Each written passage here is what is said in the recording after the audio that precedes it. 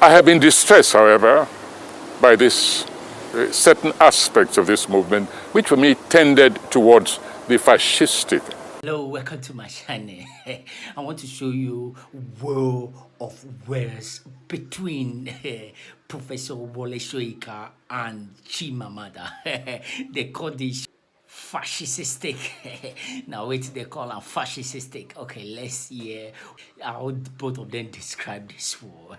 This is funny. This is all about Dati Baba Ahmed when he talks about the no swaying unconstitutional president of Nigeria.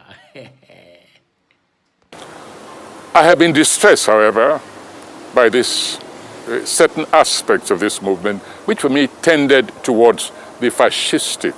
I have a lot of love for Professor Soyinka. I admire him, I respect him as a thinker, as a writer.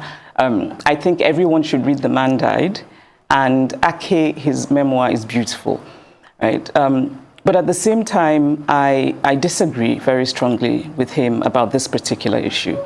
And actually, because I respect Professor Soyinka so much, I went back and watched the interview. I had watched it when it aired initially, but I went back and watched it because I thought, am I missing something? And I think fascist is a really strong word. You know, fascist actually often makes me think of Mussolini's Italy. But I think we use it now, you know, sort of to address this kind of authoritarianism that's often populist and right-wing, you know, like in Hungary and even the former American president. And when you look at those situations, you can see why they have been termed fascist. And I did not see any reason that Mr. Dati Baba Ahmed's interview would have been termed fascist. You know, I think he was making a very strongly felt point about the elections.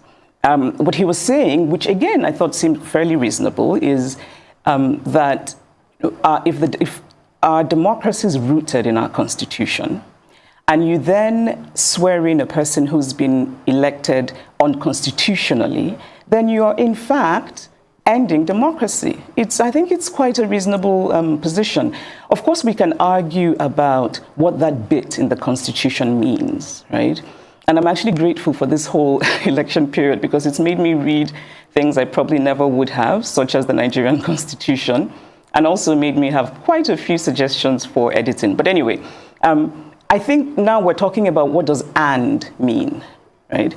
So Mr. Dati Baba Ahmed is saying that it's, you know, 2/3 and the FCT, and that's separate. And it's a reasonable argument.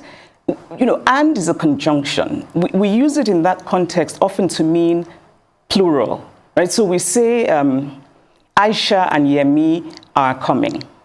And we don't say Aisha and Yemi is coming. That's because they're two separate things, two separate entities.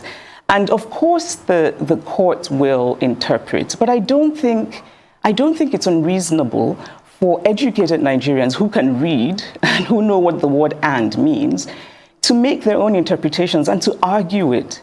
And of course, the fact that the Labour Party is in court means that they do not believe that this election is constitutional. And so I just didn't, I didn't quite see why it would be termed fascist. I mean, I think a charitable way of reading Professor Soyinka's comment is that Professor Soyinka himself, I think it's fair to say that he is not given to restraint in language in general. And so maybe that's where that word fascist came from. However, I have suggestions for what we could use fascist for. We could use fascist for INEC. Because as it is right now, many Nigerians feel deeply cheated by INEC, deeply disenfranchised by INEC. And there's an authoritarianism, which obviously is the basis of fascism, at the center of manipulating an election. Because what you're doing is you're gagging people, you're forcibly taking away their voice. That is fascist. Fascist is all of the violence that happened during the elections.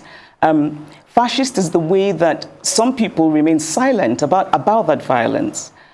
Fascist is, fascist is a government that hasn't come out to address the very tangible and palpable discontent in this country.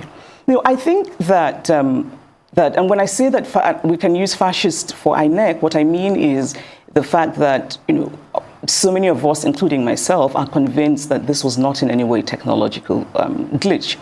I think that Professor Yakubu had an opportunity for heroism, and I think he wasted it spectacularly. Because he could very easily have become the hero of not just Nigerians, but Africa, because so many Africans are watching. They were so inspired by what happened before this election and the obedient movement. And so, I also think that the president, President Buhari, missed an opportunity for heroism, maybe his last chance at heroism, because Nigerians do not feel that I think Nigerians felt before the elections that he meant well and meant to support credible elections. I don't think many Nigerians think that now. Right. And I wish that he had taken a page from the former Very president. briefly, because we're out of time. Who was a really good man, a moral man. Right.